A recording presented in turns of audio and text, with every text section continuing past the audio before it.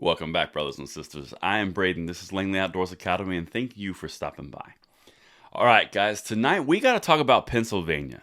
Now, Pennsylvania, we covered in a video about a week and a half ago, all about these concealed carry, constitutional carry bills that were going through the legislature there. Now, to set the table for you, Pennsylvania has a Republican Senate and legislature or House of Representatives. This is important because they have an opposing governor, Governor Tom Wolf. He's a Democrat, so basically Democrat executive, legislative Republican. Now, the important thing here is the Republicans took the step and made the Democrats call. They called them on it. They passed these bills, they sent it to the governor's desk, and the governor has now vetoed it. We're going to talk a lot about it because the gun rights are still on the offense in the Second Amendment area of Pennsylvania, that whole area. But this is important because we've got to talk about why it's important to push these things forward. Even if you take an L in the short term, the long-term ramifications can be significantly better for the Second Amendment. That's what we're going to talk about tonight. It's linked in the description box below. Before I get into it, real quick reminder, tomorrow is surgery day. So I've already got tomorrow's video all planned out because I'm probably going to be a little out of it because I got to get rid of this little spot of cancer on my nose. It's not a big deal. We are going to absolutely cover it, but the videos are going to start being a little bit different format tomorrow, and I will come back to a normal format once my face is healed, and it's a little bit better shape than it's going to be, but no worries. We got some more stuff to work on, so let's get to it. All right. Here we go. Let's check this out. Like I said, I want to hear from you. It's linked in the description box below.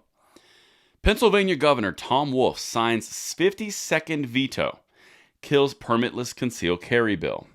Now, we talked about this. We knew this was going to happen. This is not something that's like out of the blue. I feel so betrayed. We knew it was going to happen, but we're going to build on something we talked about in that video.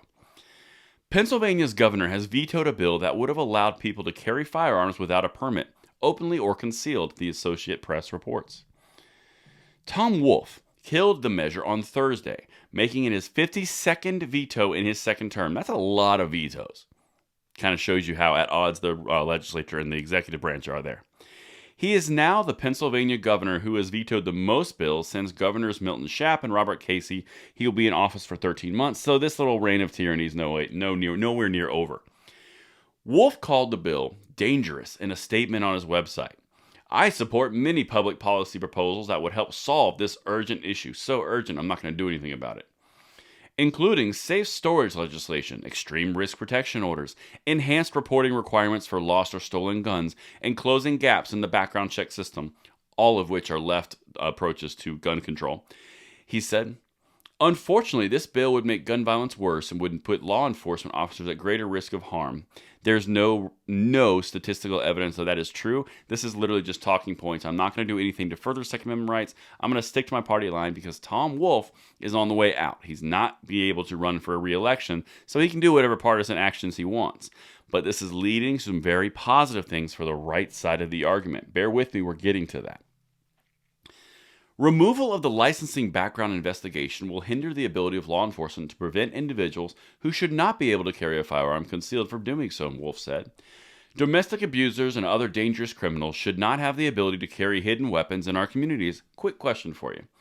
Domestic abusers and other dangerous criminals wouldn't be able to pass a background check. Background checks are already existing in the national system. How would they get those guns if the laws are clearly in place?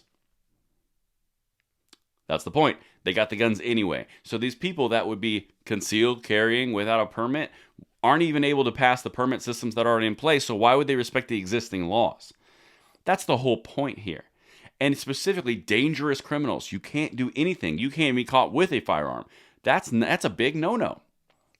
But they kind of contradict themselves, don't they? They always do. And that's why we're calling this out. But now, this is where it gets really, really important, and we take the tide of the BS, quite honestly, and use it against them and really drive forward for 2022 and beyond. Check out what the Republicans are doing there. The legislature has never overridden a Wolf veto, with Democrats protecting Wolf and preventing Republicans from gathering the necessary 2/3 majority in both chambers. So basically, they're just saying, we're not going to give you 2/3, that's all. Republican lawmakers now are trying, through proposals, to amend the Constitution to give them more control over a governor's powers to make permanent policy through regulation or executive order. The governor has abused the executive privilege there. They are now taking steps to curtail it. And that's the important piece.